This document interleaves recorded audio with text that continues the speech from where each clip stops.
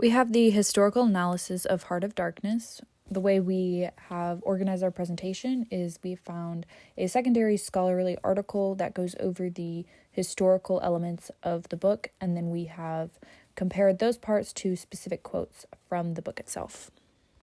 The first of our secondary quote mentions David Livingstone, who is a Scottish explorer of Africa. And in this quote it says, however, the explorers of David Livingstone affirmed Africa's potential wealth of resources and real possibility of obtaining wealth. And this sort of demonstrates one of the first Europeans to realize and recognize the wealth that can be gained from Africa, and therefore all of these Europeans flocked to Africa after discovering this in hopes of obtaining that wealth. And so we will go on to talk about how the wealth is sought after in Heart of Darkness by the main characters of Kurtz and Marlowe. Our first piece of supporting evidence is Marlowe talking about a companion he had while he was traveling through Africa, and he talks about how this companion was kind of annoying because he didn't have the physical capability of going through the hillside and not fainting. And so just an important quote here, it says, whenever Marlowe asks this man why he's chosen to come to Africa if it's so terrible for him, and the man says, to make money, of course. What do you think? He said scornfully. This just shows that people are really just going to Africa to make the money, sort of supporting the idea of David Livingstone and the scholarly article that people just went to Africa because they wanted to make the money that was available for them to make there. Continuing on with the idea that these Europeans are going to Africa to make money, we have a specific quote talking about Kurtz in which it says, "You have heard him say, my ivory. Oh yes, I heard him. My intended, my ivory, my station, my river, my everything belonged to him." So this just shows that these Europeans really do think that Africa is just theirs for the taking, and the resources there are just theirs for the taking. They don't consider the fact that there are people already living there, or consider the fact that maybe it's not meant to be for them to take over. Lastly, in Heart of Darkness, we see in Kurtz the metaphorical analogy of what happens to Africa and the morality of the Europeans who take over. And in this quote, it says, "I saw in that ivory face that expression of somber pride, of ruthless power, of craven terror, of an intense and hopeless despair." And this is talking about Kurtz once after he obtains this wealth from Africa. And it's talking, even though he has all these great things, he still has intense and hopeless despair. Kurtz is the representation of the Europeans once they come to Africa and take the wealth from it, and he represents that once this does happen, then Europe also has this decline in morality in which they think that it's okay to take advantage of these people, even though it clearly isn't, and it goes against the Christian teachings that most of Europe believes in at this time.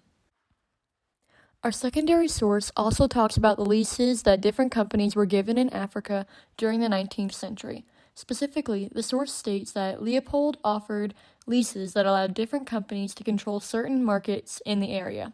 One lease, for example, would allow a company exclusive rights to all ivory within a specified region. For context, the Leopold in this quote refers to Leopold II, who was king of Belgium during this time period. He was one of the first Europeans to look into taking over and developing the Congo River Basin, and was later considered responsible for the mistreatment of the natives in the area. He saw the economic value in ivory and made it his mission to gain as much wealth from it as possible, which is why he handed out leases to these companies, the effects of which we see throughout Conrad's novella. This first quote comes from part 1 during a conversation between Marlowe and the company's chief accountant about Mr. Kurtz. Since Marlowe doesn't know who Kurtz is, the accountant decides to start off by telling him that he is a great agent of the company. Marlowe also adds that further questions elicited from the accountant that Mr. Kurtz was at present in charge of a trading post, a very important one, in the true ivory country, at the very bottom of there. He also sends in as much ivory as all the others put together. The ivory country that the accountant mentions is located in Africa, specifically in the Congo Free State, which is controlled by Belgium and King Leopold II during the 19th century. Since this novella sticks to the historical setting, it can be inferred that the company that Kurtz works for received a lease from Leopold before setting up shop. This allowed Kurtz to go into specific territory and collect all the ivory he could get his hands on. However, Marlowe later finds out that the reason that Kurtz is able to obtain so much ivory is because he forces the natives to work for the company by any means necessary. Conrad shows the extent of which these natives are treated later in the novella. This next quote comes from part 3, when Marlowe is having a conversation with the Russian man about the type of person that Kurtz is. The Russian man says, "I don't mind telling you, he wanted to shoot me too one day. I had a small lot of ivory the chief of village near my house gave to me. Well, Kurtz wanted it, and wouldn't hear reason. He declared he would shoot me unless I gave him the ivory and then cleared out of the country, because he could do so, and had a fancy for it, and there was nothing on earth to prevent him from killing whom he jolly well pleased. This proves that the greed of the Europeans has no end, and that they will do anything, even if that means killing an innocent man, to get what they want. As stated earlier, the company that Kurtz works for was probably given a lease by King Leopold that enables them to obtain all the ivory in a specific region. This means that if the Russian was in Kurtz's region, then Kurtz was simply doing his job. But if not, then it shows that Europeans were willing to go beyond their issued boundaries. However, they could pretty much do this anyways without any repercussions, since Africa during the 19th century did not have a form of government set in place to regulate people and punish them for their actions. They could kill whomever they want if it meant that they would gain the wealth that they desired, which does not make this encounter between the Russian and Kurtz surprising, and is a constant theme throughout this novella. This quote also comes from part 3, and is said by Kurtz to Marlowe shortly before his death. Kurtz claims that this lot of ivory now is really mine. The company did not pay for it. I collected it myself at a very personal risk. I'm afraid they will try to claim it as theirs, though. Is it a difficult case? What do you think I ought to do? Resist? I want no more than justice. What Kurtz says here completely goes against what King Leopold II would believe to be true. Whenever Leopold hands out these leases, he does so to companies rather than individual people. He claims that the company did not pay for it when in fact they are probably the ones paying for his trip down there and his expenses while in Africa. However, since Kurtz is a very greedy man, it is not a surprise that he believes the ivory is his for the taking, since he's the one who gathered it.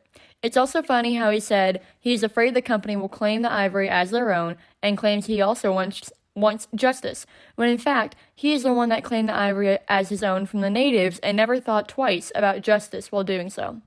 But this was the thought process of most Europeans during the 19th century, so Conrad stays true to history through Kurtz's overall character and mindset. Our secondary source also gives us a glimpse into why Europeans were able to treat the African natives so harshly during the 19th century. It states that the lack of an official government and the institution of a commission system of payment for district officials that was tied directly to the profits meant that company agents could use whatever means necessary to extract riches from a region, including slavery, torture, and murder. After reading this quote, it is no surprise that the trend of mistreating natives for personal gain emerged during this time period. Also, this lack of government leading to an abuse of power becomes a major theme, and we constantly see it in Conrad's Heart of Darkness, which we will discuss more in depth throughout these next 3 examples. Our first piece of evidence takes place when Marlowe is talking about the Roman Empire. He states that they were conquerors, and their strength is just an accident arising from the weakness of others. They grabbed what they could to get for the sake of what was to be got. It was just robbery with violence, aggravated murder on a great scale. It was also a conquest of the earth, which mostly means that taking away from those who have different complexions or slightly fatter noses than ourselves. Marlowe making this connection to the Romans foreshadows the events that the readers will soon learn about in Africa. Also, by saying this, Marlowe makes a jab at the Romans because all they did was steal whatever they wanted since they knew they could get away with it and murder the helpless people that stood in their way. This parallels to have everyone in the 19th century looked up to the Europeans and admired them for their advancements, even though they were acting just like the Romans, since they created an appearance of power by defeating the weak and stealing their land's riches for their personal gain. Essentially, both of these civilizations capitalize on the suffering and mass murder of another, which influences Conrad to make these ideas major themes in his novella. In part 2, Marlowe talks about how he read Kurtz's report for the International Society for the Suppression of Savage Customs. At the end of this report, Marlowe realizes that Kurtz wrote, "Exterminate all the brutes" in the footnote of the last page. This goes along with the quote from our secondary source and proves that Europeans going to Africa in the 19th century had no problems using whatever means necessary to gain riches, which includes abusing and murdering the natives. Since Africa lacked a structural form of government, this type of mistreatment was allowed and actually encouraged by fellow Europeans, which is something Marlowe quickly found out shortly after arriving in that area. We also know after reading about the natives' attack on the steamers that they did not possess the required weaponry to defend themselves against the technological advanced Europeans. Since they had no proper way of defending themselves, they were easily taken over, forced to work for the Europeans, and knew that if they disobeyed, their hands could be chopped off or be put to death. Conrad understood all of this, which is why he talked about the mistreatment of the African natives by Coates and other Europeans throughout his novella. Our last quote also comes from part 2, and this conversation takes place between Marlowe and the red-headed pilgrim on the steamer after they were attacked by the natives. Marlowe states that the red-headed pilgrim was beside himself with the thought that at least this poor Coates had been properly revenged. Say, we must have made a glorious slaughter on them in the bush, he positively danced. The bloodthirsty little gingery beggar, and he had nearly fainted when he saw the wounded man. This shows a different yet unsurprising look at the history of the Europeans in the 19th century. When looking at characters like Coates, one would make the assumption that all Europeans were willing to get their hands on their dirty quest for riches and power. However, this red-headed pilgrim proves that some of the Europeans were willing to be bloodthirsty, but not man enough to look at the carnage and chaos they were causing to get what they want. Regardless, this quote also backs up the historical fact that European crewmates could easily get away with slaughtering these natives since they were in power and no one had the means to stop them. It is also important to note that Coates was the one who ordered this attack on the steamer, since he did not want to leave Africa, which proves that Europeans were willing to turn against each other to secure their riches.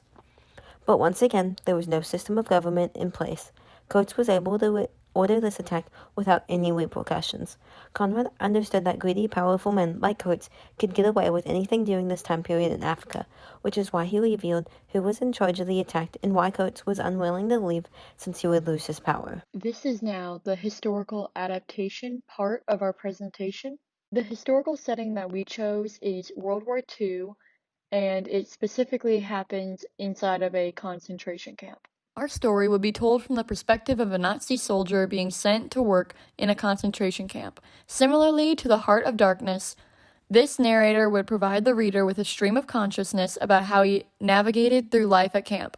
First, he would ride in a car full of soldiers toward the entrance of the camp, but would still be able to see the cattle cars full of Jews and other people being transported there. Upon arriving to the camp, he was told that his job would mainly be to work in the watchtower, but he would also be able to walk around the camp and make sure everything was running smoothly. While on duty and walking around the camp, this soldier would see how his other fellow German soldiers in command mistreated those in the camp and forced them to do mundane jobs that did not accomplish anything productive. One day, he would see a new shipment of people coming into the camp, where they were forced to give up their belongings, separated from their families, and some of them were forced to go to the gas chambers.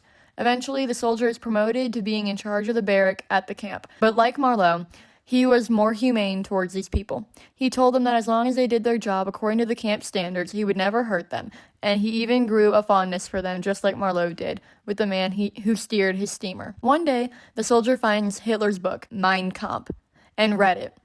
He had never met Hitler, but had heard a lot about him, similar to how Marlowe heard a lot about Kurtz. This novel ends with the concentration camp being liberated, but we never find out what happened to the soldier because the stream of consciousness simply stops.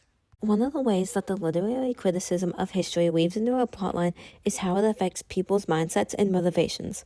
For example, we know because of what has been recorded in history that Hitler was motivated to eliminate the Jews because he wanted to create the perfect society, which the readers learn about when our main character reads Hitler's book, Mein Kampf. This parallels to when Marlowe reads Coates's report before meeting him. Both Hitler and Coates's newfound political positions of power allowed them to carry out their wishes of mass genocide, which strays true to the history's portrayal of events. Another place where history weaves into a plotline is in the setting which our story takes place in, concentration camps. There were several concentration camps being used during World War II to hold Jews, Gypsies, political prisoners, and several other groups, so it is only fitting that our story should take place there. Lastly, just like the Heart of Darkness, there were people being murdered in this mass genocide were forced to work for their oppressors. Jews and other groups in the concentration camps had to partake in forced labor, which included doing mundane and pointless work with inadequate food, clothes, equipment, or rest, just like the natives in Africa. Our main character witnesses this mistreatment as he navigates his life at his new job in the concentration camp. Hey, English class.